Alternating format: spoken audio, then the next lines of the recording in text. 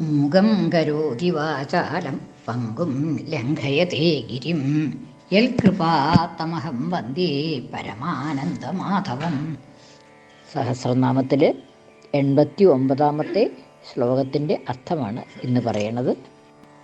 ശ്ലോകം: സഹസ്രാക്ഷി സപ്തജിഹ്വ സപ്തൈധാ സപ്തവാഹന അമൂർത്തിരനഘോ ചിന്യോ ഭയഹൃത് ഭയനാശന. ആദ്യത്തെ സഹസ്രാർച്ചിഹി, സഹസ്രങ്ങളായിട്ടുള്ള അർച്ചിസ്സുകളോട് കൂടിയവൻ. അർച്ചിസ് എന്ന് പറഞ്ഞിട്ടുണ്ടെങ്കിൽ രശ്മികൾ, ആയിരക്കണക്കിന്, ആയിരം എന്നല്ല ആയിരക്കണക്കിന് രശ്മികൾ ഉള്ളവൻ എന്ന്. ഭഗവാന്റെ പ്രകാശം ആണ് സർവത്ര വ്യാപിച്ച് നിൽക്കുന്നത്. ആ പ്രകാശം കൊണ്ടാണ് സൂര്യൻ പോലും ശോഭിക്കണത് എന്നൊക്കെ പല പ്രാവശ്യം പറഞ്ഞു. അങ്ങനെ സഹസ്രങ്ങളായിട്ടുള്ള ആയിരക്കണക്കിന് രശ്മികളോട് കൂടിയവനാണ് ഭഗവാൻ എന്നതുകൊണ്ട് സഹസ്രാർച്ചിഹി എന്നുള്ളതായ പേര് ഭഗവാന് വന്നു എന്ന്. ഇനി സപ്തജിഹ്വ, 7 ജിഹ്വകൾ, നാവ്, ജിഹ്വ എന്ന് വെച്ചാൽ നാവ്, 7 നാവുകളുള്ളവൻ എന്ന്. ഭഗവാന് 7 നാവ് എന്ന് വെച്ചാൽ ഭഗവാന്റെ വിഭൂതിയാണ് അഗ്നി. അഗ്നി രൂപനായിട്ടുള്ള ഭഗവാന് 7 നാളങ്ങളുണ്ട് എന്നാണ് പറയുന്നത്. 7 നാളങ്ങൾ എന്ന് വെച്ചാൽ അതിനൊക്കെ ഓരോ പേരായിട്ട് പുരാണപ്രസിദ്ധമായിട്ടുള്ളതാണ്. 7 ജിഹ്വകൾ ഭഗവാന്: കാളീ കരാളീച മനോജവാച സുലോഹിതായാച സുധൂമ്രവർണ സ്ഫുലിംഗിനി വിശ്വരുചീച ദേവി ലേലായമാന ഇതി സപ്തജിഹ്വാഹ. 7 അഗ്നിയുടെ 7 നാവുകളുടെ പേരാണ് പറഞ്ഞത്. കാളി, കരാളി, മനോജവ, സുലോഹിത, സുധൂമ്രവർണ, സ്ഫുലിംഗിനി, വിശ്വരുചി, പിന്നെ ലേലായമാന എന്നിങ്ങനെ 7 ജിഹ്വകളാണ് അഗ്നിക്കുള്ളത്. അപ്പോൾ അഗ്നിരൂപനായിട്ടുള്ള ഭഗവാന് ഈ 7 ജിഹ്വകളുള്ളത് കൊണ്ട് സപ്തജിഹ്വ എന്ന് പേര്. ഇനി അടുത്തത് സപ്തൈധാഹ. 7 വിധത്തിലുള്ളതായ ഏധസ്സുകളോട് ദീപ്തി, ഏഥാംസി എന്ന് വെച്ചാൽ ദീപ്തി ഉള്ളവൻ, 7 വിധത്തിലുള്ളതായ ദീപ്തി ഉള്ളവൻ. അതും അഗ്നിരൂപമായിട്ടുള്ള ഭഗവാനെ തന്നെയാണ് പറയണത്. 7 വിധത്തിലുള്ളതായ ദീപ്തികളോട് കൂടിയവൻ എന്നുള്ള അർത്ഥത്തിൽ സപ്തൈധാഹ എന്ന് പറയുന്നു. വേദത്തിൽ നിന്നാണ് എല്ലാറ്റിനും, ഓരോ നാമത്തിനും ഇവിടെ പറയണതായിട്ടുള്ള അർത്ഥത്തിന് ആശ്രയിച്ചും കൊണ്ട് അതിനാധാരമായിട്ട് ഓരോരോ വേദം ഉച്ചരിക്കുന്നുണ്ട്. ഒന്നുകിൽ ഉപനിഷത്ത്, അല്ലെങ്കിൽ സംഹിത, അല്ലെങ്കിൽ ഗീത തുടങ്ങിയ ഓരോന്നിൽ നിന്ന് അതിന് പറ്റിയതായിട്ടുള്ള ഭാഗങ്ങൾ ഉദ്ധരിച്ച് കാണിക്കുന്നുണ്ട്. ആരെവിടെയും സപ്തൈധാഹ എന്ന്, സപ്ത തേ അഗ്നേ സമിധ സപ്തജിഹ്വ എന്ന് വേദത്തിൽ പറയുന്നുണ്ട്. തൈത്തിരീയ സംഹിതയിലാണ് അത് പറയുന്നത്. ഇനി ഏഥാംസി ദീപ്തികൾ എന്നർത്ഥം. അടുത്തത് സപ്തവാഹനഃ, 7 വാഹനങ്ങളോട് കൂടിയവൻ. സപ്തവാഹനഃ, 7 അശ്വങ്ങൾ, 7 അശ്വങ്ങളെ വാഹനങ്ങളായിട്ട് പൂട്ടിയിട്ടുണ്ട് എന്നാണ്. അങ്ങനെയുള്ളതുകൊണ്ട് സപ്തവാഹനഃ എന്ന് നാമം. അപ്പോൾ അതല്ലെങ്കിൽ വേറെ ഒന്നും കൂടി അർത്ഥം പറയുന്നുണ്ട്. എന്താണെന്ന് വെച്ചാൽ സപ്തൻ എന്ന് പേരായിട്ടുള്ളതായ അശ്വം വാഹനമായിട്ടുള്ളവൻ എന്നുള്ളതും വേദത്തിൽ അങ്ങനെയും പറയുന്നുണ്ട്. ഭഗവാന് സപ്തൻ എന്നുള്ളതായിട്ടുള്ള അശ്വം ഭഗവാനെ വഹിക്കണു എന്ന് പറയുന്നത് കൊണ്ട് ആ സപ്തൻ എന്നുള്ളതായിട്ടുള്ള അശ്വം വാഹനമായിട്ടുള്ളവൻ എന്നുള്ള അർത്ഥം എടുക്കാം.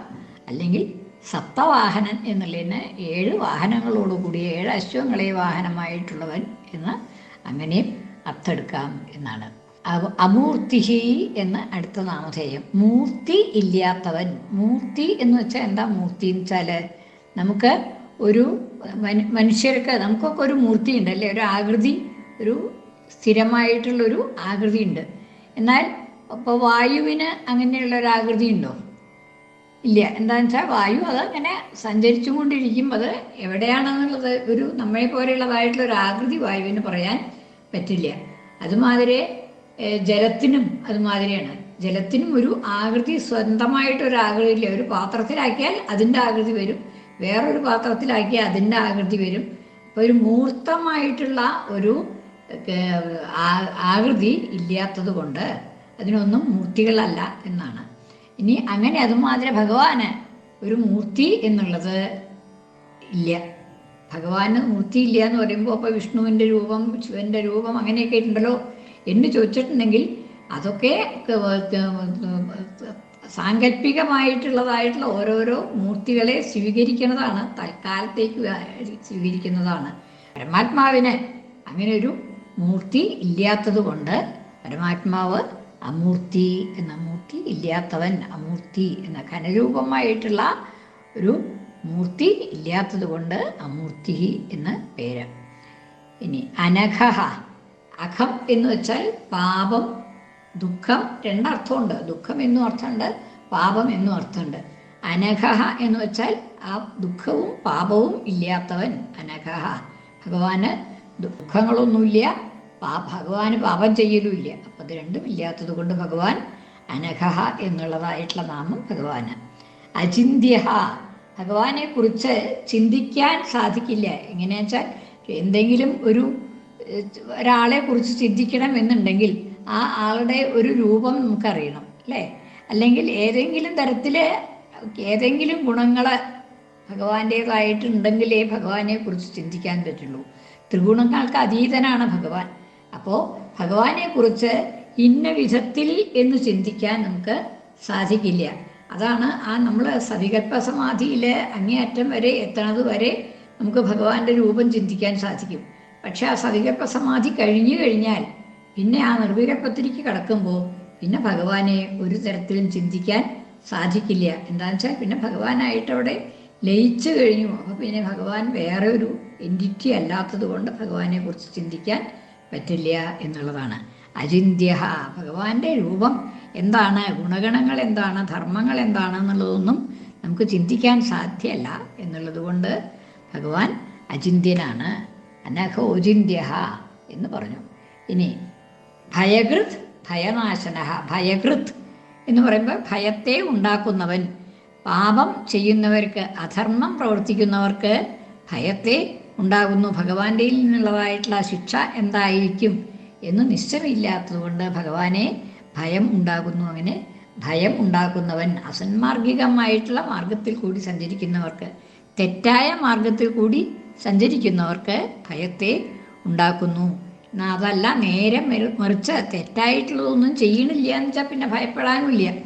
അപ്പം അങ്ങനെ തെറ്റായിട്ടുള്ള മാർഗത്തിൽ സഞ്ചരിക്കാത്തവർക്ക്, ധാർമ്മികമായിട്ടുള്ള സന്മാർഗങ്ങളിൽ മാത്രം സഞ്ചരിക്കുന്നവർക്ക് ഭയത്തെ നശിപ്പിക്കുന്നവനുമാണ് ഭഗവാൻ. അവരുടെ ഭയം ഇല്ലാതാക്കുന്നു, അവർക്ക് ഭയം ഉണ്ടാകുന്നില്ല. എന്നാൽ അസന്മാർഗികമായിട്ടുള്ള മാർഗത്തിൽ സഞ്ചരിക്കുന്നവർക്ക് ഭയത്തെ ഉണ്ടാക്കുകയും ചെയ്യുന്നു. അങ്ങനെ രണ്ട് നാമം. ഒന്ന് ഭയകൃത് എന്ന്, അതായത് അസന്മാർഗമായിട്ടുള്ള മാർഗങ്ങളിൽ സഞ്ചരിക്കുന്നവർക്ക് ഭയത്തെ ഉണ്ടാക്കുന്നവൻ. ഭയനാശന എന്നുള്ളത് സന്മാർഗത്തിൽ സഞ്ചരിക്കുന്നവർക്ക് ഭയത്തെ നശിപ്പിക്കുന്നവനുമാണ് ഭഗവാൻ എന്നുള്ളത്. സഹസ്രാക്ഷി സപ്തജിഹ്വ സപ്തൈധാ സപ്തവാഹന അമൂർത്തിരനഘോ ചിന്ത്യോ ഭയകൃത് ഭയനാശന. അനഘോ ചിന്ത്യോ എന്നുള്ളത് അങ്ങനെ തന്നെ ചെല്ലണം. അനഘോ ചിന്ത്യോ എന്നയ്യാൻ പറ്റില്ല.